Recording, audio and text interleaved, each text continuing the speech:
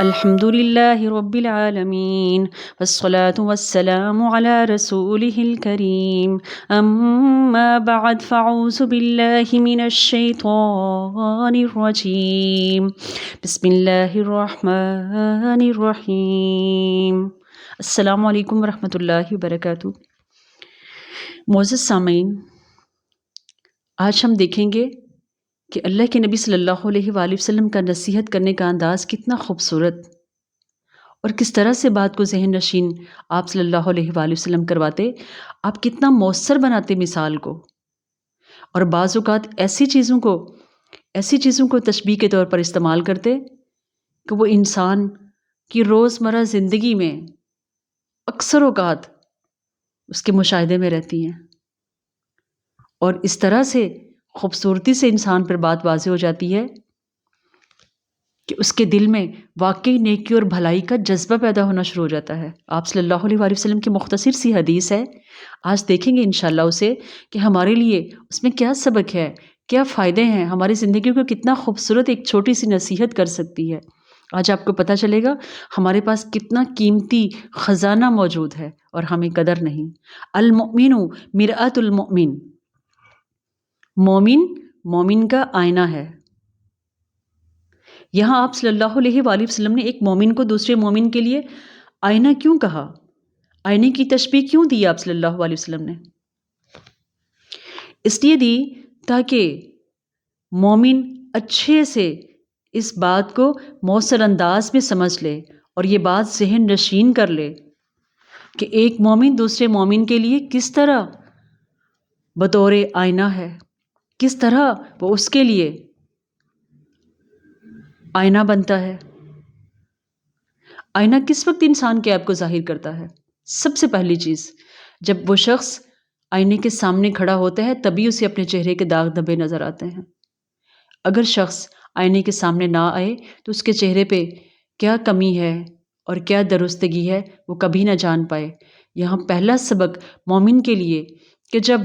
تک تمہارا مومن بھائی تمہارے سامنے نہ ہو، اس کی پیٹھ پیچھے اس کا کوئی داغ، کوئی عیب، کوئی کمی، کوئی کمزوری تم بیان نہیں کرو گے، تم اس کا آئینہ ہو۔ تو جب آئینے کے سامنے آئے گا وہ مومن تو اپنے اس بھائی کے سامنے تنہائی میں، آئینہ بھی تو ہمیں تنہائی میں ہمارے عیب دکھاتا ہے۔ جس آئینے میں چہرہ ہوتا ہے اسی چہرے پہ صرف عیب نظر آتے ہیں، باقی دنیا کو پتہ نہیں چلتا اس آئینے میں کیا ہے۔ تو پھر مومن کو چاہیے کہ جب وہ مومن اس کے سامنے آئے تو اس کی کمی کوتاہی، اس کی کمزوری اس وقت اس کے سامنے رکھے، جب وہ اس کے سامنے سے چلا جائے تو پھر کسی اور سے بیان نہ کرے، اس آئینے سے سبق سیکھ لے جس کی مثال مصطفیٰ صلی اللہ علیہ وآلہ وسلم نے دی ہے۔ اور اگلی چیز، آئینہ کیا کرتا ہے؟ آئینہ جب کوئی شخص اس کے سامنے آتا ہے تو صرف اتنی ہی کمی دکھاتا ہے جتنی اس شخص کے چہرے میں ہوتی ہے، جتنا عیب اس کے لباس میں نظر آتا ہے، اس سے زیادہ نہیں۔ تو اگلی نصیحت کیا ہے مومن کے لیے کہ اس آئینے سے سبق سیکھنا ہے، تمہارے بھائی میں جتنی کمزوری اور کمی ہے صرف اتنی بتانا، اس کو بڑھانا نہ، اس سے زیادہ نہ بتانا جو اس نے نہیں کیا، اس سے زیادہ اس پہ الزام نہیں لگانا، اس سے زیادہ اس پہ بہتان نہیں لگانا، اس سے زیادہ اسے ذلیل نہیں کرنا، اس سے زیادہ اسے رسوا نہیں کرنا، بلکہ آئینے کی طرح تنہائی میں اس کے عیب بتاؤ، صرف وہی بات کرو جتنا تم جانتے ہو، پھر صرف اس کے سامنے تنہائی میں بیٹھ کے اس کے پیٹھ پیچھے کسی کو مت کہو اس کے بارے میں کچھ بھی۔ اور تیسری بات، اللہ کے نبی صلی اللہ علیہ وآلہ وسلم کی اس خوبصورت مثال سے ہمیں کیا ملتی ہے؟ اب یہ دوسرے مومن کا معاملہ آ گیا، جب کوئی شخص آئینہ دیکھتا ہے اور آئینہ اس کے عیب بتاتا ہے تو وہ شخص کیا کرتا ہے؟ بغور آئینے میں اپنے عیب دیکھتا ہے، پھر وہ ارادہ کرتا ہے کہ مجھے کس طرح سے اپنی اس کمزوری کو ختم کرنا ہے، کس طرح سے بہتر کرنا ہے۔ وہ آئینے کو توڑتا نہیں، وہ آئینے کو برا بھلا نہیں کہتا، وہ آئینے پہ غصہ نہیں نکالتا، وہ اسے پٹختا نہیں، وہ آئینے کو لان تان نہیں کرتا، بلکہ وہ کیا کرتا ہے؟ وہ اسے احتیاط سے اٹھا کے سنبھال کے رکھتا ہے تاکہ میں دوبارہ اپنے آپ کو بہتر کرنے کے بعد اس آئینے میں دیکھ سکوں کہ میں پرفیکٹ ہو گیا ہوں، پہلے سے بہتری نظر آئی ہے مجھے، اور پہلے سے بہتری اس کو خوشی اور اطمینان عطا کرتی ہے۔ پھر وہ بار بار آئینہ دیکھتا ہے کہ میرے چہرے کے داغ دھبوں کا اب کیا حال ہے۔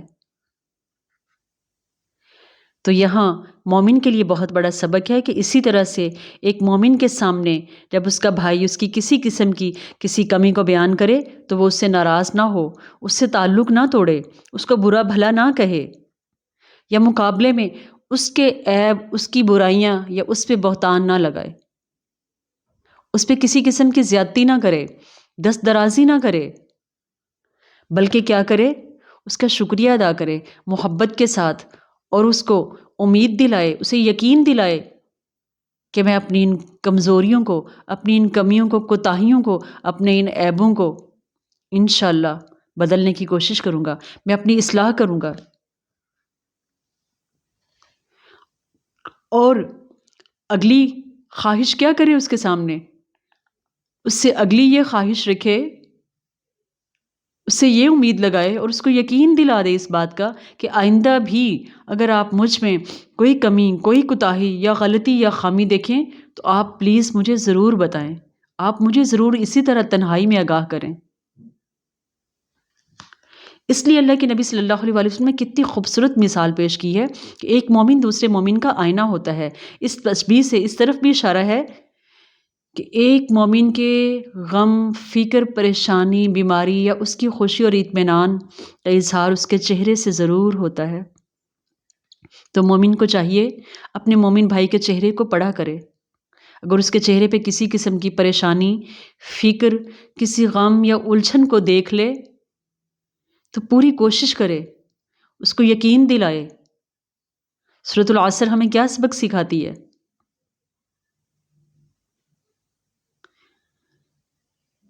بسم اللہ الرحمن الرحیم، والعصر ان الانسان لفی خسر الا الذین آمنوا وعملوا الصالحات وتواصوا بالحق وتواصوا بالصبر۔ ایمان والے کون ہیں؟ سب لوگ خسارے میں ہیں سوائے ان لوگوں کے جو ایمان لائے اور آپس میں حق بات کی تاکید اور صبر کی تلقین کرتے رہے۔ تو جب وہ اپنے مسلمان بھائی کے چہرے پہ پریشانی کے آثار دیکھے تو اسے لاپرواہ نہ ہو جائے، اس کو تنہا نہ چھوڑے، اس کو مایوسی میں نہ دھکیلے، اس کو بغاوت پہ نہ اکسائے، بلکہ رویہ کیسا ہونا چاہیے مومن کا؟ اسے صبر کی تلقین کرے، اس سے بہتری کی طرف جانے کی دعاؤں کی ترغیب دلائے، اس کو اللہ رب العزت کے قریب کرنے کی کوشش کرے، جس حد تک ہو سکے اس کی پریشانی اور غم کو، اس کی مشکل کو آسان کرنے میں جتنی مدد کر سکتا ہے کرے، خود نہیں کر سکتا تو کسی اور سے سفارش کر کے اس کے مسائل کے حل کے لیے کوشش کرے۔ اور دوسری چیز، اسی طرح مومن کے چہرے سے اس کی خوشی بھی عیاں ہوتی ہے، اس کی آنکھوں کی چمک سے، اس کے چہرے کی شادمانی سے اس کے دل کا حال اور خوشی پتہ چل جاتی ہے۔ تو جب وہ دیکھے کہ میرا بھائی خوش ہے تو اس کی خوشی کو کیا کرے؟ نظر نہ لگائے، بلکہ اس کی خوشی میں اسے برکت کی دعا دے، کیونکہ خوشی کی چمک بھی مومن کے چہرے پہ ضرور آتی ہے۔ اب اللہ کے نبی صلی اللہ علیہ وآلہ وسلم کی اس چھوٹی سی حدیث میں، اس خوبصورت سے پیغام کے اندر دیکھیے کتنا کچھ دیا مومن کو، سننے والے کو، مخاطب کو، سنانے والے کو، کتنا خوبصورت پیغام ہے یہ۔ اور مسلمانوں کے باہمی تعلق کو خوبصورت بنانے کے لیے الحمدللہ الحمدللہ مجھے ایسا لگتا ہے جیسے یہ ایک پیغام، یہ ایک حدیث بھی کافی ہے۔ السلام علیکم ورحمۃ اللہ وبرکاتہ۔